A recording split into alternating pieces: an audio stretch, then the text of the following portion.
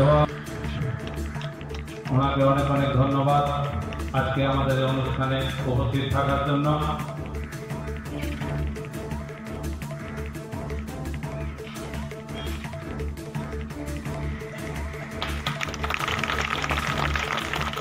এরপর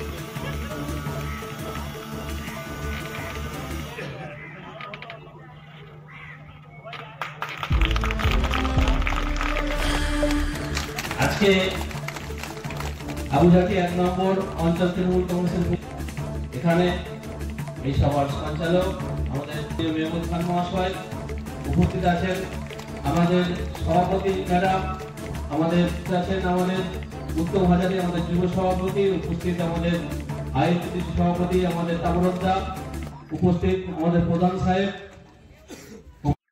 আশেপাশের মাথা বেঁধে নেব, কারণ আমরা মিথ্যে কথা কম বলি। মাননীয় মমতা বন্দ্যোপাধ্যায় কথা দেন, সে কথা রাখে। মোদী সরকার না যে কথা দেয়, যে কথা রাখে না, কিন্তু মমতা বন্দ্যোপাধ্যায় যে কথা দেন সে কথা রাখে। আপনাদের ভাবতে হবে কিছু করা যায়, কিন্তু আমরা সঠিক ভাবতে হবে এইটা কোন কাজে ব্যবহার করব।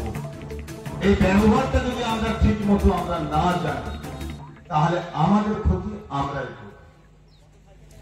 বলুন তো, একটা সময় এখানে অনেক সিপিএম বিজেপির নেতারা আছে, এখানে বিজেপির নেতারা হুমকি দিয়ে রমজানের দোকান বন্ধ করে দিয়েছিল। বিজেপির নেতারা রমজানের দোকান বন্ধ করে দিয়েছিল তৃণমূল কংগ্রেস করার জন্য। বিজেপির তাবড় নেতারা, আমি বলেছিলাম আমি দাঁড়িয়ে আছি, দম থাকে আমার সামনে, আমি খুলবো, দম থাকে বন্ধ করে দিয়ে যান, কতটা দম আছে আমি দেখবো। কোন বিজেপির নেতা কিন্তু সে দাঁড়ায় নেই। আর সেই বিজেপির নেতা ওনার সন্তান বলছে যে বাবা আমার পায়ের জুতো নেই, আমাকে একটা কিনে দিতে হবে।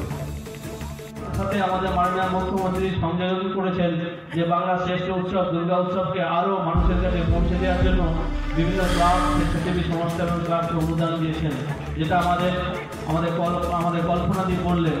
সেই টাকার পরিমাণটা অনেক, 2,91,50,000 টাকা। এই টাকা দিয়ে কি হবে? আজকে এই টাকা দিয়ে আমাদের এই কাজের সঙ্গে দুর্গা প্রতিমার সঙ্গে যারা যুক্ত থাকেন, সেই মন্দির যিনি পরিষ্কার করেন, যিনি মূর্তি তৈরি করেন এবং যিনি প্যান্ডেল বানান, যিনি ডেকোরেটরের কাজ করেন, যিনি সাউন্ড দেন, রসগোল্লা থেকে শুরু করে ফলের দোকান থেকে শুরু করে কাপড়ের দোকান থেকে শুরু করে সবজির দোকান, একে অপরে কিন্তু পরিপূরক হয়ে তারা বেঁচে থাকে, এর থেকে কিন্তু উপকৃত হয়। এই ভাবনা নিয়ে মাননীয় মুখ্যমন্ত্রী আজকে দুর্গা উৎসবকে আজকে আমাদের সকলের বাড়িতে পৌঁছে দিয়েছে। আমি আজকে বিধানসভায় আমাদের বিকাশ সাহেবের সঙ্গে দেখা করলাম, উনি আমাকে জিজ্ঞাসা করছিলেন যে দুর্গা পুজো কেমন কাটলো। আমার স্যার খুব ভালো কেটেছে। আমাদের এলাকায় শুধু আমার একটা ব্লকের একটা অঞ্চল, একটা ব্লক থেকে 265টা পুজো মণ্ডপ আজকে সরকারি অনুদান পেয়েছে। বলছে এতগুলো পুজো হয়, তাহলে সরস্বতী পুজোর মতো তো আমাদের, হ্যাঁ স্যার এরকমই কিন্তু আমাদের পুজোটা হয়। এই যে মাননীয় মুখ্যমন্ত্রীর যে চিন্তাধারা, যে পূজা কমিটিগুলোকে যে অনুদান বা সাহায্য দান করা, তার মধ্য দিয়েই আমাদের যে এলাকার সংস্কৃতি, এলাকার কালচার, এলাকার অর্থনৈতিক পরিকাঠামো উন্নতি হচ্ছে। কারণ দেখবেন আমাদের এখানে অনেকে গান বাজনা করে, কিন্তু সেই সব ছিল ভালো করে অনুভব করবেন। সারা পশ্চিম বাংলা কেন, সারা ভারতবর্ষ কেন, সারা পৃথিবী 1 লক্ষ টাকা।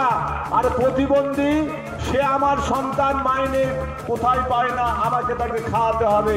মা কি ওই প্রতিবন্ধীকে কখনো ভালোবাসায় কমতি রাখে?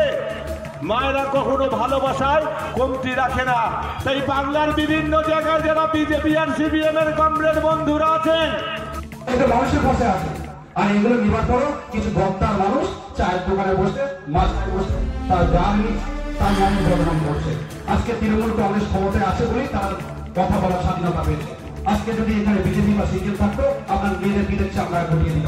কিন্তু মমতা ব্যানার্জি সেটা করে না, তৃণমূল কংগ্রেসের কর্মী সেটা করে না। তারা কথা বলার অধিকার দিয়েছে, মানুষ তাদের নিজেদের কথা যেন বলতে পারে মানুষের কাছে। আজকে তাই বড় বড় কথা বলে হবে। আর বলুন, অতই যদি বড় বড় কথা, তাহলে জিনিসগুলো আপনি ছেড়ে দেন না। নিচ্ছেন কেন? নিতেও নেবেন, আবার দলের বদনাম করছেন, মুখ্যমন্ত্রী নামে গালি দিচ্ছেন, আপনাদের লজ্জা করে না? আমি আর বিশেষ কিছু বলবো, আমরা প্রত্যেকটা সুবিধা তৃণমূল কংগ্রেসের পাই। এখন এখনো পর্যন্ত মমতা ব্যানার্জির 95টা প্রকল্প, আমরা আপনারা যদি আর একবার করে নামগুলো বলতে থাকি, সব নাম বলতে পারবো না মমতা ব্যানার্জির প্রকল্পের।